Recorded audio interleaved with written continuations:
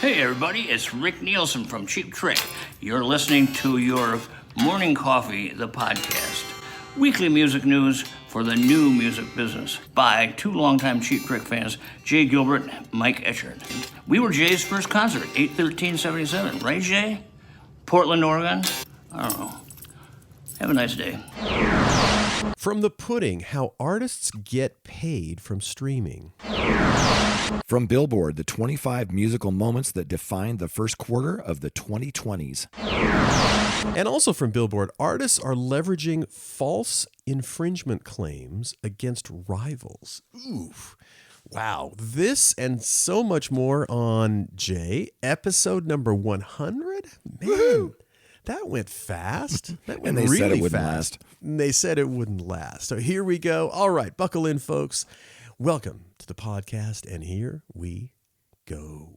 Stand by for transmission. This is London calling. Wake up! The revolution is at hand! Your morning coffee is on the air. On the air, on the air, on the air, on the air, on the air.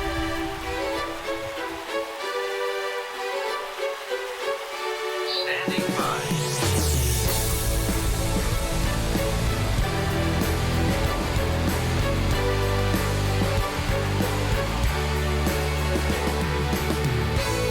Your morning coffee, the weekly music news for the new music business.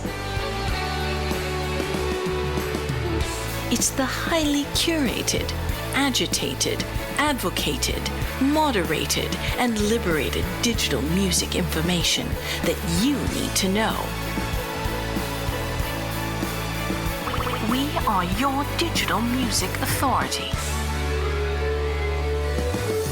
And now from our studios in Hollywood, California, here's your hosts, Jay Gilbert and Mike Etchart.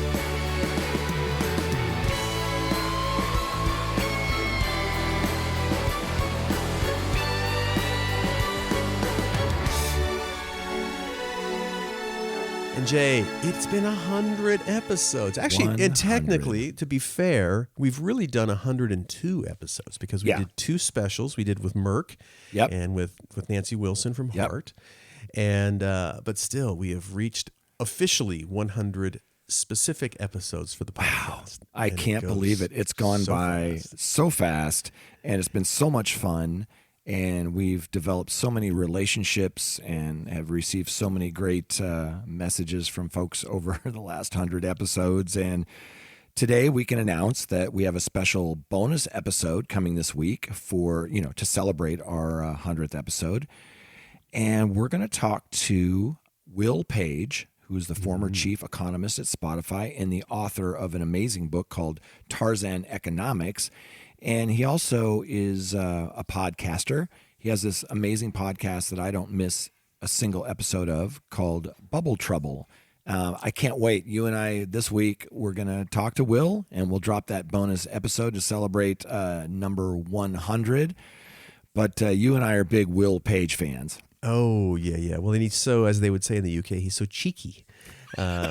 He's got a wit and humor about him, but he is incredibly smart, and so it'll be a fun. I can hardly wait to chat with him because he's just a sharp cat, and it's so fun to hear smart people talk about this business, and he's going to be a treat. I can hardly wait. Yeah. And by the way, we should mention we had Rick Nielsen doing our intro, and that was the first intro we did on episode number 1. 100 episodes or more ago. We had Rick Nielsen from Cheap Trick, one of my favorite bands. He did the first intro, and we replayed it again for this episode. And we've got some really cool intros to come. And man, just think of all the great intros we've had over the last 100 episodes. Goodness. It's, a couple of my favorite ones. I loved having Shirley Halperin from Variety. From Variety, yeah. Was super cool because I'm such a huge fan of hers and their podcast and Variety in general. I think that, remember the one from... Ace Frehley one was the one that cracked me up because he just completely butchered my name. But it was Glenn Peoples was really good. Remember, he's Glenn like, is great. My morning jacket. No, right. that's not it. So that was really fun. We've just had, countless intros from folks that was very humbling and very sweet. And you and I were talking before we hit record about some of the messages that we receive each week. And it's, I guess the word is humbling. It's really great when you do a thing, and we're doing a thing. And you and I, we're just doing it together. Like we would meet for lunch pretty regularly and do the same thing. We just didn't hit record. Exactly. And we get into our conversation. We're not really thinking that, John Smith is listening, in Omaha, Nebraska or whatever. But then you get that note saying, hey, I listened to your thing and I have these opinions about it. Or it's just really great. We are humbled and flattered that people still come back and listen to us. Yeah. We do not forget it. No. And of course, Jay, because you have so much time on your hands and you never sleep, you do another couple of podcasts, but I do know that you've got a very exciting episode coming up on your Behind the Set list. Oh, You should yeah. mention Thanks. that. Thanks for mentioning that. We dropped the newest episode of Behind the Set List. That's the one that I do with Glenn Peoples from Billboard. And we interviewed country singer-songwriter Haley Witters. And it's just, a lot of people kind of say that they're, especially in country music, say, I'm from a small town and I'm from a big family. Well, Haley is from a huge family, and she is from a very small town in Iowa. And it's a really great interview, and she just released Everything She Ain't, went to radio this past week. And it's just, more hooks than a tackle box. It's just so infectious. So check that out. We've released episodes from Andy Grammer and Ann Wilson, Kurt Smith, Ani DeFranco, and we've got some lined up in the next couple of weeks. So we've got some really great interviews. And thanks for mentioning that. It's just been a joy to do that. But jumping back to Your Morning Coffee, the podcast, episode 100, we are so thrilled that we're able to do this each week. And there's been so many great stories that have come our way that we've discussed, and we've had dialogue with, music industry leaders about some of these things. So it's just been such a joy. But I did want to touch really quickly during this intro that you may have seen in Your Morning Coffee that Molly Newman has been promoted to the Chief Marketing Officer at Downtown Music, which is amazing. Yeah, it's super cool. In her new role, she's going to oversee marketing and communications, across the breadth of Downtown's global group of owned and operated music companies. So special shout out and congratulations to Molly Newman. Yeah, way to go. That's a big job. Yeah. They got so many different tentacles over there that, yeah, good for her. Good for gig, sure. Good gig. By the way, the guy that I've been doing this for at least 100 times is none other than my good pal, Jay Gilbert. He is the co-founder of music marketing and strategy company Label Logic. He's the curator of the Your Morning Coffee newsletter and a former executive with Universal Music, Sony Music, and Warner Music Groups, not to mention Fox Home Entertainment, and just a groovy chap. Thank you so much. Checks in the mail. My good friend and co-host, Mike Etchart, is a longtime host of Sound and Vision Radio, formerly of SST Records, Warner Music, Capitol EMI, and Universal Music, and is a left-handed guitar player. Did you see that Rickenbacker I sent over your direction? I certainly did. When I win the lottery, I'm buying that for you. Thank you. Yeah, I would love to get a lefty Rickenbacker 12-string, actually. Yeah. So Beautiful. Just saying, Jay. Well, hey, and as we mark our 100th episode, we must thank our sponsors because we ride on the shoulders of giants, right? So good, and people who have been there, companies have been there from the start. Bandzoogle, for example. So, Bandzoogle is built by musicians for musicians. Seriously. I mean, these guys actually take time off to tour. You'll call up your buddy over there and it's like, oh, he's out on the road with such and such. I mean, these are musicians. So built by musicians for musicians, Bandzoogle is an all-in-one platform that makes it easy to build a beautiful website and EPK for your music. All the features you need for a professional website, everything is built in. Hosting and a custom domain name, dozens of fully customizable design templates, tools to sell your music and your merch commission-free, that's key, commission-free crowdfunding and fan subscription features, mailing list tools to grow your fan list and send newsletters, social media integrations, and live support for their musician-friendly team 7 days a week. Your Morning Coffee podcast listeners can go to bandzoogle.com. Try it for free for 30 days. Just use a promo code Morning Coffee, all one word, Morning Coffee, and that'll get you 15% off your first year of any subscription. That's bandzoogle.com, promo code Morning Coffee. And we are also so pleased to have Hypebot with us since the very beginning. Since 2004, Hypebot has chronicled the new music industry and the trends and technologies that are changing how music is discovered, consumed, marketed, and monetized. It is edited daily by founder Bruce Houghton with considerable help from Alana Bonilla. Hypebot and sister blog Music Think Tank are published by live music discovery and marketing platform Bands in Town. And how about Bands in Town? Over 65 million live music fans trust Bands in Town to get personalized concert alerts, recommendations, and messages from their favorite artists. It is the #1 artist service platform connecting over 550,000 artists with their superfans. Managers, labels, agencies, and artists access their own dashboard to manage and promote their tour dates across all platforms. How about it? Bandzoogle, Hypebot, and Bands in Town. We appreciate you.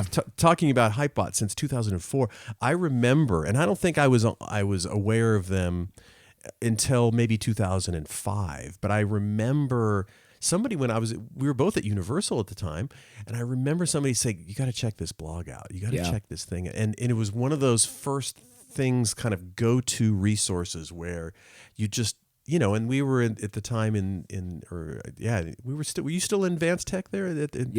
Or was I there? Yeah, we were there.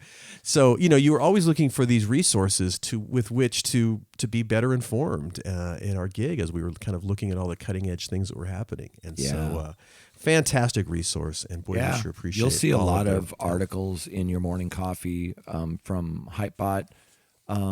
Typically, I'm just curating the news when it comes to your Morning Coffee, but a few times a year I'll write a piece for Hypebot.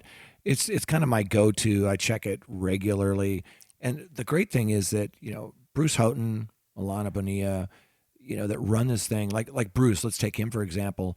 That isn't even really his main gig. He runs a booking agency. I think it's Skyline Entertainment, and so he understands the business a lot better than most. So they do a great job of curating things. And what I love about Hypebot is it's not just some deep dives on the Music Modernization Act or MLC or CRB or those things. It's like, here's some things you need to know about how do you create a bio, a press release, how do you go after sync licensing. It helps the experienced artist and manager, but it also helps kind of the student of the game. Yeah. So I'm a huge fan. Huge shout outs to Bruce and his team over there at Hypebot. Yep. Wonderful, wonderful, wonderful. All right, Jay, well, let's jump into episode number... No, there's one more thing we need to talk about. Well, just really quickly, sorry to interrupt there. I wanted to touch base. We have our stories we want to cover today, and they're amazing, and we do need to jump in. But there was a piece on Hypebot that we're not really going to walk through, but I did want to mention, and I know you and I have had this conversation because it's such a big deal and it's quietly happening, and I wanted everybody to be aware of it. And that is a story in Hypebot, and the headline was New York Ticket Transparency Bill is now law. More states to follow. And I think that's really crucial because you and I had this conversation before we hit record about how maddening it is for whatever the service when you have all these kind of either hidden fees or mystery fees or, convenience fees. It's like, what the heck, right? Yes. And so this new law, I'll walk through just a couple of these. This new law in New York requires that ticket sellers use an all-in pricing, including upfront disclosure of all fees.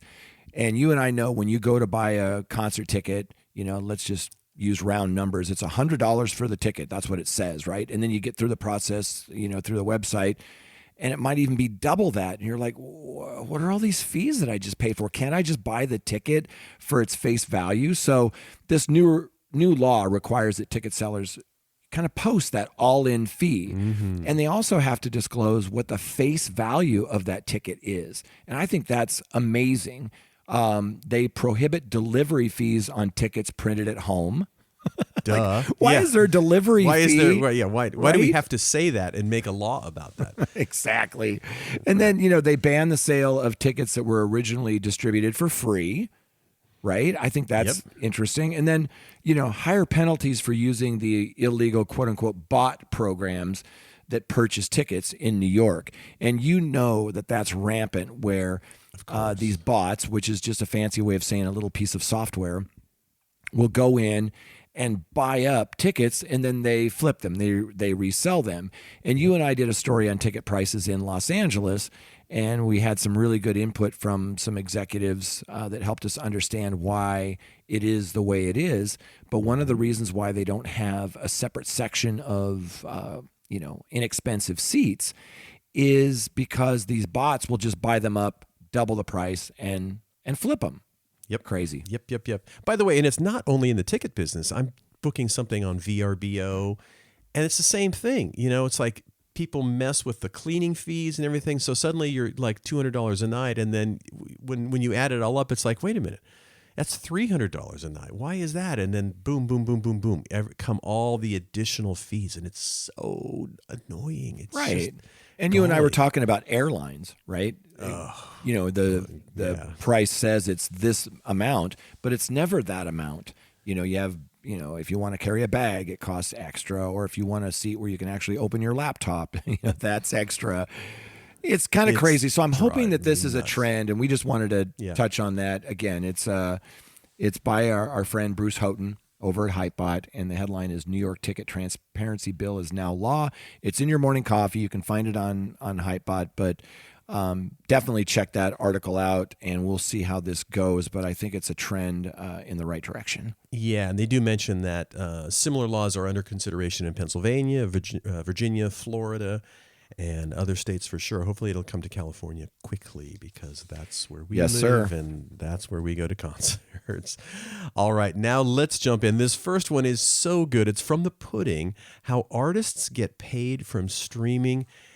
In the 100 episodes that we've talked about things like this, we've said kind of the same thing, which is it's so remarkable how folks spend so much time to do just absolutely beautiful presentations that are so helpful. And like you've said a number of times, people just don't like to read sometimes, or it's easy, especially when you're reading about how you get paid from streaming, it's easy to just have your kind of eyes just glaze over. It's like, oh my God. And so The Pudding has done just an absolutely beautiful job of making what it reminds me of, presentation. Mike, is that remember when Will Page did that Twitch's Rockonomics? Yes. And it's like that. This presentation is absolutely gorgeous. And it takes something that may be a little dry for some people and puts it into little bite-sized chunks. And as you know all too well, Your Morning Coffee, the newsletter, is designed with this in mind, meaning that each story, there's one or two sentences about that story. So you can kind of go down the dozen or so featured stories each week in Your Morning Coffee and just read that blurb and get a sense of what's going on. Yes. And that's how it was designed. It's the old, my years working with, music companies taught me that you don't want to put a ton of text in your presentations or your reports. And if you do, that's okay, but you always have to have that executive summary, right? That paragraph at the top of your report that says, if you don't read anything else, this is what you need to know about this presentation or this report.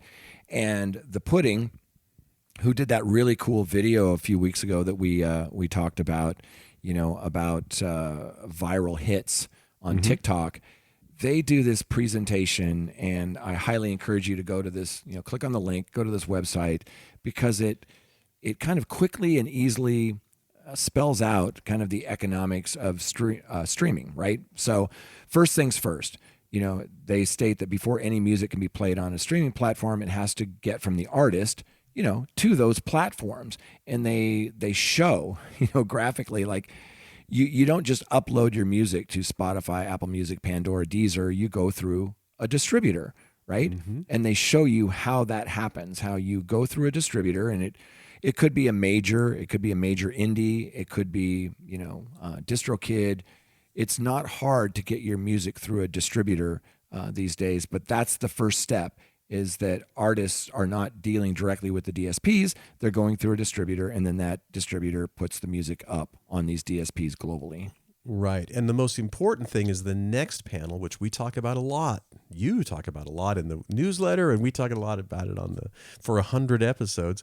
When the music is streamed, royalties will be due to the right holder, i.e. whoever owns the rights to the recording. For example, it can be the artist themselves if they are independent, or the record label if the artist is signed to one. Yeah. That's where the money goes to, the rights key. Holders. Yes. Right. And we talk about it a lot, and we'll continue to talk about it because we read things and we post things about artists, managers that say, oh, well, this particular DSP is screwing the artist and they don't pay the artists enough. And as we've said ad nauseum, these DSPs do not typically pay the artist, they pay the rights holder.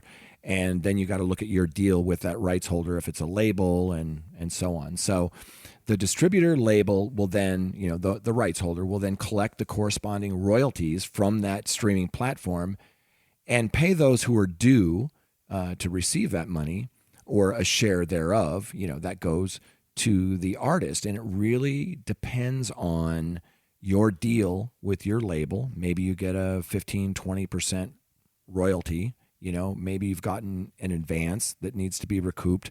There's a lot of things that play into that. But there are also a lot of artists through DistroKid, CD Baby, TuneCore, kind of the DIY distributors who pay an annual fee, but then they get a majority of this revenue. Exactly. So then they talk about, where does the money come from? As I say, you may be wondering, where do the royalty monies come from in the first place? Essentially, the streaming platforms devote a share of their revenue to the payment of royalties. And then they add, there exist two main mechanisms for streaming platforms to generate revenue. Number one, subscriptions, obviously. Users of the platform pay a monthly subscription to gain access to the music on the platform. This is also known as a premium model. There, of course, is an additional mechanism, which is ads. Users do not pay any money, but instead listen to and or see the ads while they use the platform.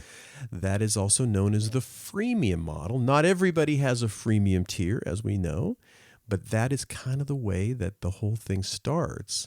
Yeah. And then they kind of break down Spotify's financials for the first quarter of this year as an example.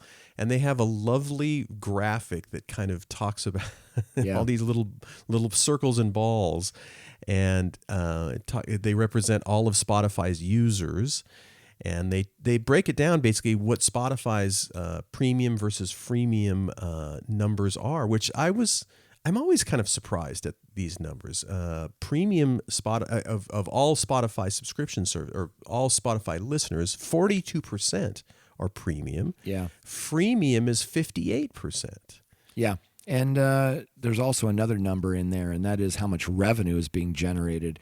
And by far, the revenue generated from premium, even though it's 42% versus 58% of the ad-supported, is primarily through that premium model. So they talk about it's really about 9 times more, revenue. It's like 90% of the total revenue is really from premium, and only 10% from the ad supported. And I think we pick on Spotify a lot because they're one of the big dogs, but that's who they're showing here. But I think that's super interesting. Yeah, exactly. And then the other thing that is super important to understand is how the artist royalties are calculated. That has always been an interesting conversation to have. And that's at that point, that's where people's eyes really start to glaze over. I know mine do when we start talking about this. So They say they know that at this point we know that DSPs redistribute some of their revenue to the artists in the form of royalties, and we know how DSPs make money. The question is, how are the artist royalty payments calculated? And as they say, first the streaming platforms add up the revenue they generated. This dollar stack, which they show here, represents the total revenue. Then the revenue is split two ways. The streaming platform keeps one part for themselves and redistributes the rest as royalties.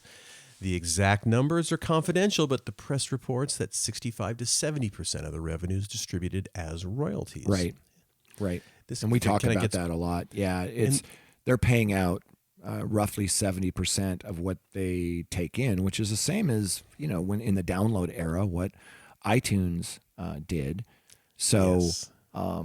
It's not like they're getting rich, although it's also about the valuation of the company. Like we've talked about Spotify and their valuation. So although they're on the path to profitability, it's really a lot about investors and a lot about the valuation of the company. Right. So as I say, once the platform share is put away, basically the amount that they keep, the remaining dollar stack, which is shown on the right here, represents the royalties money pot. It will be split between all tracks on the platform. Right. And that's that pro rata versus user-centric that you and I talk about literally every week. And it is complex, and it is a little hard to wrap your head around sometimes, but the bottom line is that today we're not in a user-centric model, meaning that if I listen to Haley Witters all month, she doesn't get my $9.99 from my DSP subscription, right? It's a pool of revenue from all of the above, and it's a market share play. So, and they call that the pro rata model, and that's what they're talking about here. Well, and I think the other thing that kind of always confuses folks is that it changes every month. Yeah. So, you're not going to see the same, it's because the pool changes based on who drops out of the subscription model and all that stuff. So there's so many things that make it complex that everyone kind of, again, this is, you're now deep into the eyes glazing over portion of the program. Right. So that's what makes it kind of, yeah. So anyway, well, as they say, go ahead. Yeah, just to add an exclamation point to that, you're absolutely right. And it's a different pool each month. Could be larger, could be smaller. So to say that a particular DSP pays this much per stream isn't really accurate, because it varies on, was it a paid subscription? Was it ad supported? What month was it in? What is that pool that it's coming from? So I wish it was that easy to say that you get paid a half a cent per stream, but it varies wildly. Yeah, absolutely. Well, and it also points really to how hard and how complex the back end, the back end calculations that are done by the DSPs, how complex those are, because there's so many different things that have to be accounted for, and it's dense, man. That whole thing is dense. Yeah. As they say here, the royalties pot is split between all tracks on the platform by the proportion of their total streams. For example, if the track of a given artist represents 0.1% of the total streams on the platform, it will get 0.1% of the royalties. Yeah. Interesting. And then, of course, if the proportion of total streams is larger, this track will be allocated more royalties accordingly. For example, if the track was to get 50% of the total streams, it would get 50% of the royalties pots. Yeah. Fairly straightforward. Yeah. It's, I love that they have all these really cool charts and graphs so you can kind of visually see this. So, we highly encourage our listeners to check this out. But, in general, there could be several parties that participate in the artist share. So we've talked about the distributor, Yes. And label taking their share. But, depending on, the different band members, the producer, and then when we get into publishing, we talk about co-writes a lot. It dilutes that pool of revenue. So even though there may be decent money coming in from that streaming, it gets split up a lot of different ways. And I think that causes people to think that maybe there isn't a lot of revenue in streaming. And, we've said this many times and we'll continue to say it, a stream isn't worth a download isn't worth a CD isn't worth premium vinyl.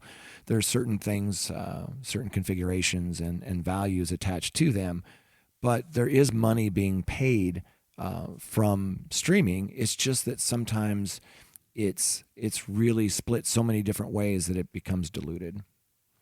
Well, and the challenge is, and I know you deal with this when you're talking to artists, is that you have to. It's like when you have a PC and not a Mac, and you have help. You need to call customer service for something. They spend a lot of time just figuring out what are all the components in your computer and where the conflicts might be. Yeah. When you try to explain royalties to artists, there are just so many different, so many things you need to factor in. Like you said, how many co-writes are there? There's just a lot of things to get to that number and to explain. Yeah. So it is really, it's sort of a complex situation anyway. And then so many people have so many different situations. That makes it even more complex. Exactly. And that's been the challenge for all of this, all of these things. Exactly. And, my favorite part of this piece is there's this really cool kind of interactive section where you can drag these sliders on, your streaming platform revenue or, total streams, your artist share. You can drag these sliders, and let's say you get 85% of the artist share. You can drag that slider and then kind of see what the revenue is as a percentage. And I thought that was just absolutely amazing that they created that in this website, that it's so interactive and so fun to use. Super, super handy. And I think, as they say at the end, the puddings, it's either Jan Diem or Jan Diem, and Rob Smith contributed to the piece. So it is it's just a really well laid out, and it was Elio Quinton, I guess, who wrote the article or was involved in it. It's just a great resource to have, like all of these things we present when we talk about them. It's so handy, and it brings what is a very complex situation to a much more understandable level. Yes, sir. So good for the pudding. Good for the pudding. We really appreciate that. So, Jay, let's jump over to our good friends at Billboard. This is a really great article, too. The 25 musical moments that define the first quarter of the 2020s. And it's like, wait a minute, the first quarter of the 2020s, are we already there? Apparently and we are. Yeah, we're a quarter way through the decade, right? Yes. And this was kind of put together by a lot of different writers from Billboard, not just one. And they mentioned that, if you want to say that a handful of months here and there shouldn't have been counted, they wouldn't argue with you, with the chunks of time lost to the pandemic shutdown and general societal breakdown. It certainly doesn't feel like we've already lived through 2.5 years of this decade, but we have, check your calendar, 6 months through 2022, which means we're halfway through this year, and thus already a full quarter of the way through the 2020s. So this is leading to a current moment where the top 10 of the Billboard Hot 100 is largely driven by TikTok, Netflix, and house music. So we're going to walk through quickly, some of these moments that define this start of the decade. The first one, which we haven't talked about a lot since it happened, was Deborah Dugan, placed on administrative leave as the Recording Academy president and CEO, back in January of 2020. That was because, she was alleging that the real reason she was placed on leave is she had threatened to expose the Academy misconduct, including voting irregularities and all of that. But eventually, Dugan was officially dismissed in March of 2020, and then Harvey Mason Jr. Took over and promised this new era of transparency and kind of commitment to greater adversity. So that was one of the first ones. Yes, indeed. And then one of these things when you start reading these articles, you forget how time flies. Just like it has flown with our 100th episode. Yeah. You're looking at the dates and like, wow, that was really 2 years ago. Yeah. The next one they had was the murder of Pop Smoke at age 20, and that happened back February 19th of 2020. He was, of course, one of hip hop's rising stars. And his life was just cut short. And Just tragic. And I can't believe that it's been more than 2 years, but sure enough, it has. And of course, in his death, his stuff has become just unbelievably popular. And to be fair, I had heard of him, but I wasn't that familiar with his material when the murder happened. But it did indeed, and very tragic. Yeah, and then a month later, South by Southwest was canceled because remember, now we're talking about March, and that's when the lockdown occurred. And like a lot of these conventions, a lot of these events were canceled during the lockdown. Some of them were virtual, and some of them weren't. Yeah, indeed. It's hard to believe that the lockdown was. And remember that when we were talking about the lockdown in early March back in 2020, it was just going to be for a few weeks, a couple of weeks. Yeah, and boy, that was not true. We had no idea. Also, back in March of 2020, Timbaland and Swizz Beatz launched Versus. It was spawned from humble beginnings, two of the most storied hip-hop producers of the turn of the 21st century, going back and forth battling with their hits over Instagram live feed, one from his studio, the other from his car. Within months, is that the right way? Is it Versus? I think it's Versus. Versus. Oh, Versus. That makes more sense, of course. Yes. It's one of those words where I've read it a bunch, but you never hear anybody else you don't hear anybody say it. You just Versus, read it. Exactly. And I'm guessing, that may be, I could be wrong. I think that makes more sense. I'm going to go with that, Jay. Yeah. So, and then the next one, Blackout Tuesday, hashtag the show must be paused went viral. That was a really big deal for a while. And that was in June. Where a couple of amazing, black executives, said, wait a second, we need to put an end to this systemic racial bias within, the music industry. So that was in June. Yes, indeed. In July of that year, Taylor Swift released Surprise Folklore album, she was, of course, named the Woman of the Decade in 2019. And she released another multi-hit platinum album with Lover, with plans for a stadium set of Lover Fest the following year. But of course, the coronavirus pandemic happened. And then the Folklore, which was very much of a surprise album, was just an absolute smash. And I remember when I started hearing tracks from that going, oh my God, this is a great record. Yeah. So good for her, and that was unbelievable. And she just kept releasing albums, and we've talked a lot about her re-records and how just unbelievable that process has been for her. So again, when you talk about just iconic artists of the 2020s, you have to put her at the top of the list. Yeah, and then also at the top of that list is BTS. In September, Dynamite debuted at #1 on the Billboard Hot 100. And of course, BTS is a juggernaut.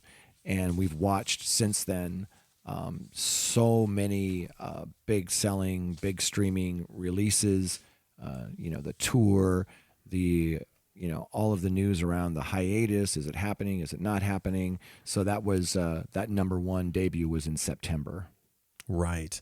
As we roll into September, don't forget, and how can we forget this, the TikTok user Dogface208 goes viral with Fleetwood Mac Dreams. Remember that? The skateboard with the ocean spray, and it was massive, and who would have thunk it?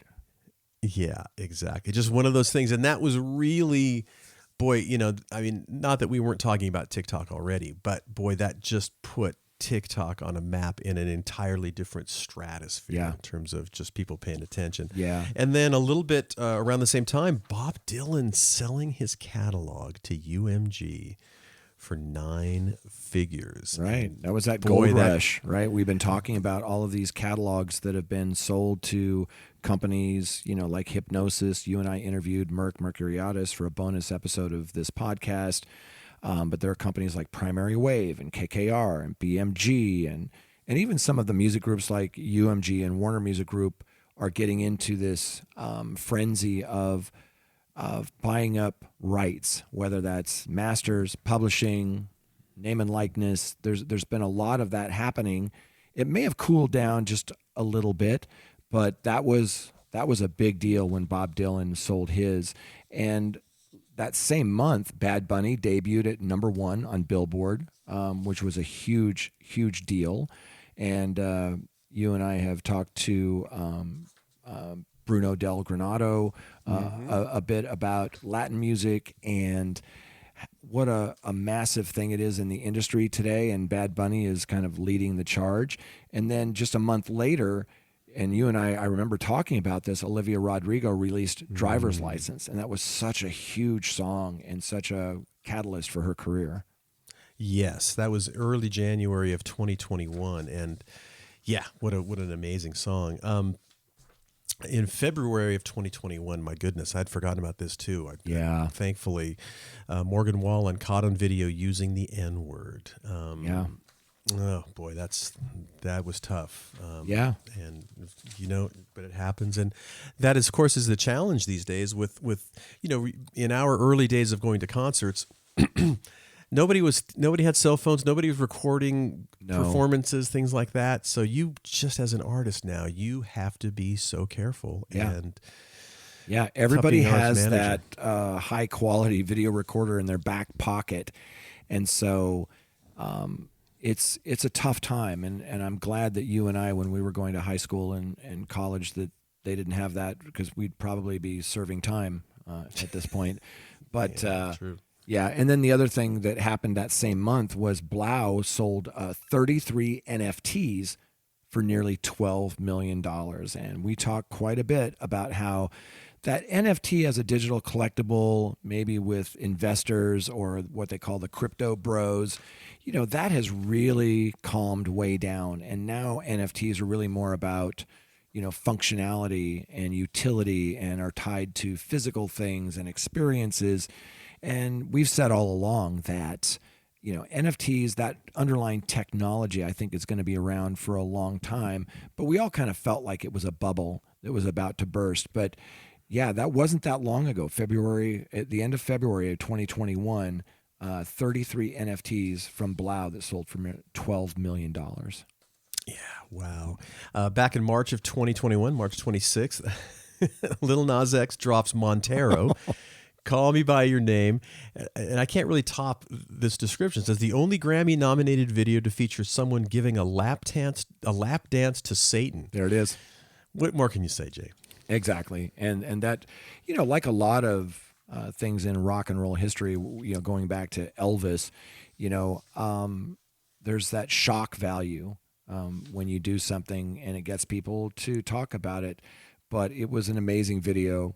And by the way, we talked about the Elvis movie last week. I did see it. Oh, you did? Oh my God. It's a great movie. Yeah. Yeah. We loved it. Absolutely loved it. Yeah. So if you haven't seen the Elvis movie, go out and see it. Yeah. It's phenomenal. Really well done. The next one was in June of 2021.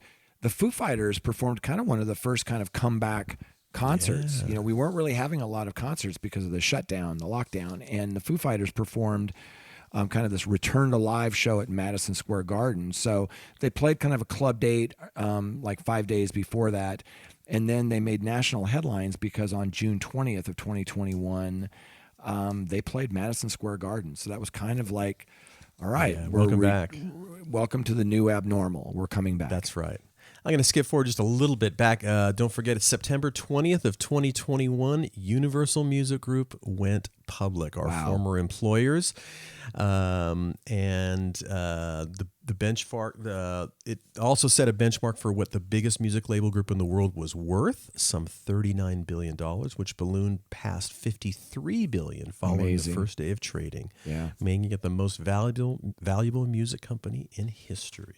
Yeah, and a couple of others, and then we can kind of move on because this piece lists 25 different things, but we. Like you said, we've kind of forgotten about some of these things because there's been so much news, so fast and furious.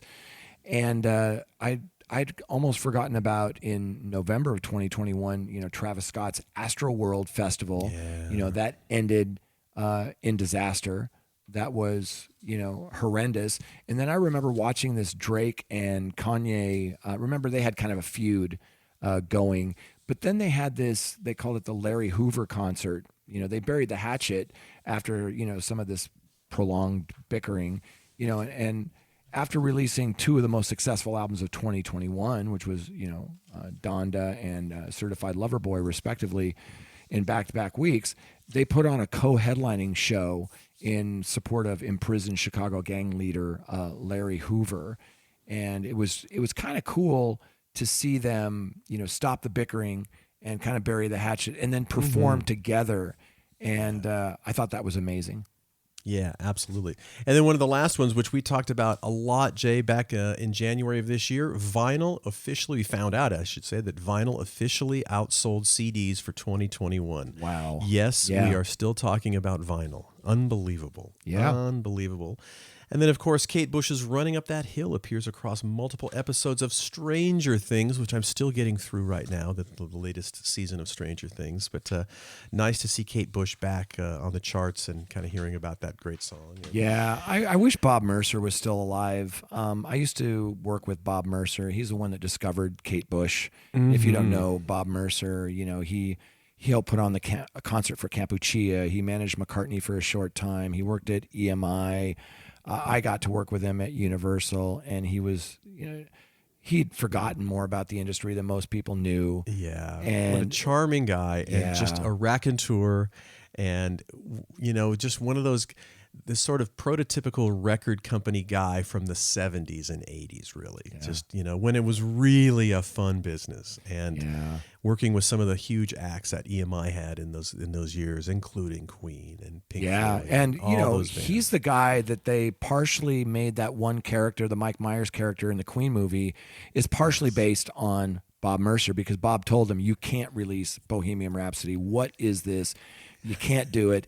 And I remember when I was working with Bob, I had purchased the John Lennon Walls and Bridges, kind of a deluxe edition thing. And I was listening to it, and it came with a bonus disc, which had an interview, and it was Bob Mercer interviewing John Lennon.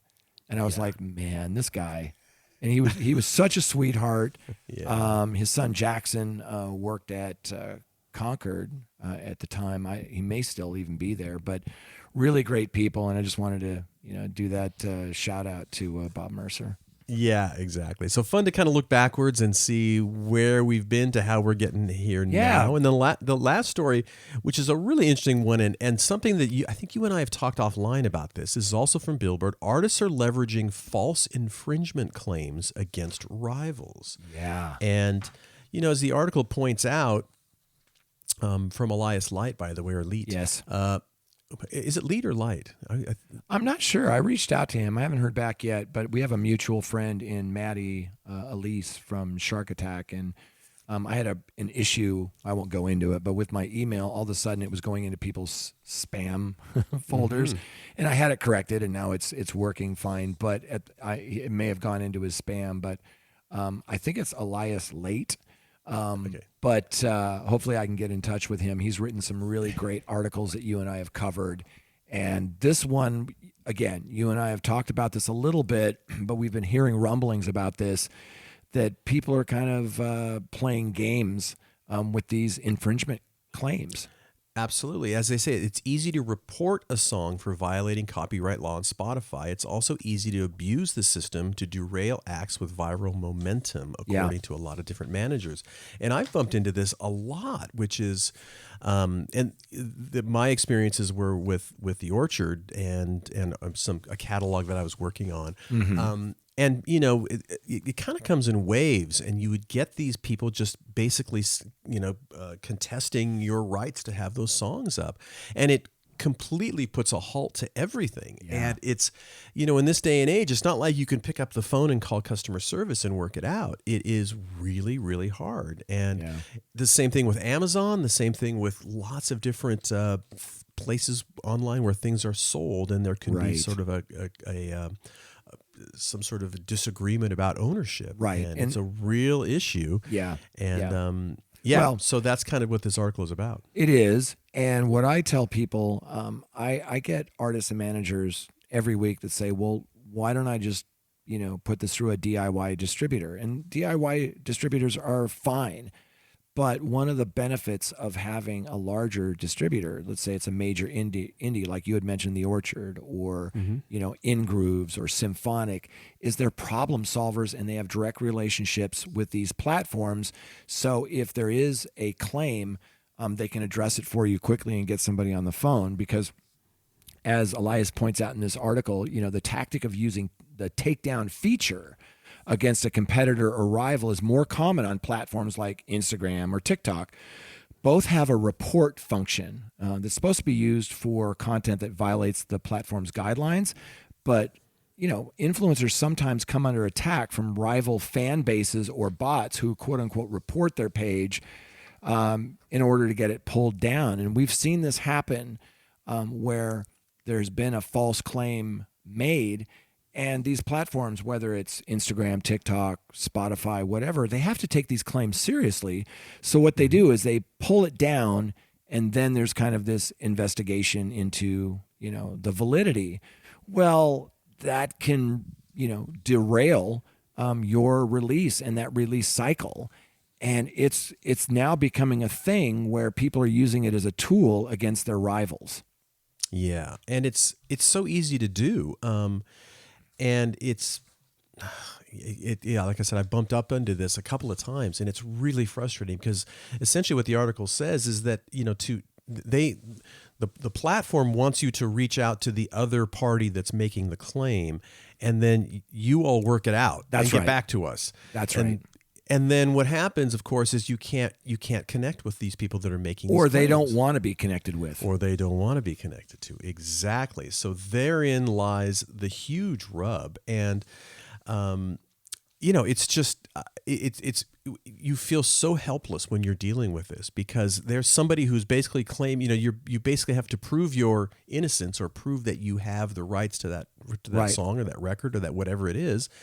And it can be time consuming, and as the article talks about, you lose your momentum. Yeah, and you're like you just mentioned, you have to get the person who launched the complaint to withdraw. And sometimes they don't want to be contacted, and other times you may not be able to work it out. There was this really great quote from Dave Bogan, who said that, anywhere there's content and there's some system with a trust mechanism to flag violations, there's an opportunity for abuse and misuse. He's the head of third-party partnerships at the MLC, by the way. He said, quote, "Bad actors are going to do what they're going to do," end quote. And I think, there's no easy solution to this because you do want to have a mechanism where if somebody's monetizing your video on their YouTube channel or someone's stolen your beat that you've created and that you sell, and maybe they're using it without authorization or, blatant misuse, there's got to be a mechanism to trigger that complaint. But there's also this problem of people using it as a way to kind of get ahead of their competitors. Yeah, lame. They mention it says another manager who requested anonymity when they talked about this, talked about his experience with a viral hit that was pulled down and wasn't able to compel the person behind the false takedown request to email him back. The manager's client had bought the exclusive license to a beat online, but a number of other acts had previously obtained what are known as basic licenses. They were allowed to use the instrumental under a limited set of circumstances. As a result, multiple songs built around the same beat were floating around the internet. Yeah. When the artists with the exclusive rights to the instrumental started to obtain viral traction, other people who had had their own songs using the same beat saw it as competition. The act's manager says one of them submitted a takedown on Spotify, even though the artist who was going viral had the rights to release his song using the same beat as his rival. It took around 3 weeks for the manager to make contact with the person behind the unfounded takedown request.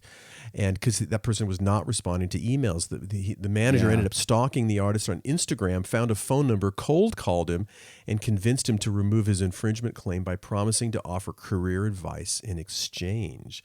But then he said, we had some momentum and we didn't want to lose that, so we were freaking out. He said, but we lost money. And so, when you're talking again about beats and the licensing of specific components to a song, as we talked a lot about how that sort of changing complexity of songwriting, you can see what kind of a mess that has. Absolutely. And it's kind of just a nightmare. It's not fair. It's not a level playing field when you talk about indie artists. You know, they say, you know, in Elias's great piece here that, you know, if you put a claim against an indie artist, you're going up against a kid in a bedroom who made a dope song. You know, one label owner said, you know, they don't have a legal team to fight on their behalf, you know. And he said that I could just not like a record, claim it was infringing, and then not respond to the artist behind the record when they reach out, said one manager. Then the record would be held in purgatory unless they have a relationship with Spotify that can help them undo the takedown.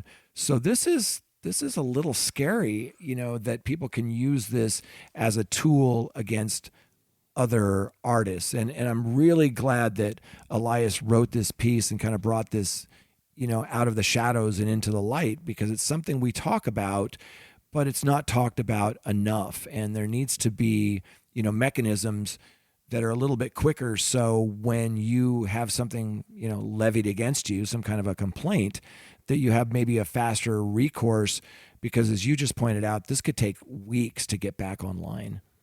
Absolutely. And it's a helpless feeling when it happens to you, because you want to do something about it, but you can't do anything about it. And suddenly, like you said, you're in purgatory and your song is not up and you just lose the momentum. And it's awful feeling. So, well, Jay, let's wrap up episode 100, shall we? 100. Gosh, it's hard to believe. I know. Hard to believe. Brother, it's been so amazing doing this with you every single week. It's been such a joy, and it's launched so many great conversations. I've met so many cool, interesting people because of doing this podcast, and our audience has grown. And, you know, as we mentioned at the top of this episode, we have a special episode dropping later this coming week, and it's an amazing conversation with, you know, someone who I look up to and is one of my just favorite authors and just one of the smartest people I've ever met. And that's Will Page. And that'll be our bonus episode for our celebration of 100 episodes. And I can't thank you enough for, you know, joining me on this journey. It's just been an absolute blast. The pleasure has been all mine, without a doubt. And of course, we must thank our listeners, and thanks to everyone who, as Jay said at the top of the show, writes and reaches out and kind of talks to us. And it's a pleasure to hear from everyone, and we certainly appreciate it. And of course, we do want to thank our sponsors, Bandzoogle, Hypebot, and Bands in Town, for taking us on and helping us on the ride. And, couldn't do it without them. We appreciate it. We do appreciate it. And on that note, folks, thank you for listening. We'll be back next week with episode 101 as we continue the Your Morning Coffee podcast, which we sure appreciate you all being Thank you. here. So we have sure a great do. week, and we will see you then on the Your Morning Coffee podcast.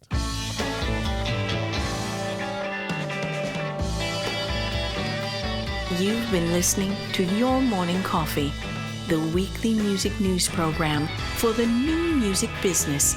Join Jay Gilbert and Mike Etchart next time for the digital music news you need to know.